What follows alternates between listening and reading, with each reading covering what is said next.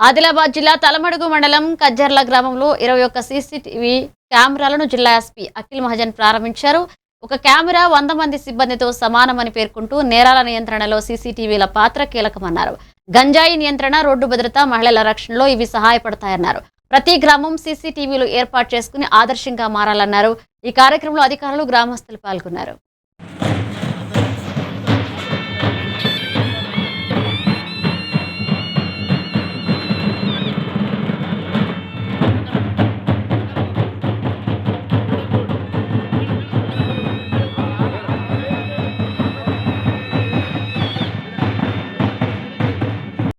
ఇస్తున్నాం సార్. మీరు చేసే ప్రతి కార్యక్రమంలో మేము కూడా భాగస్వామ్యం అవుతాం.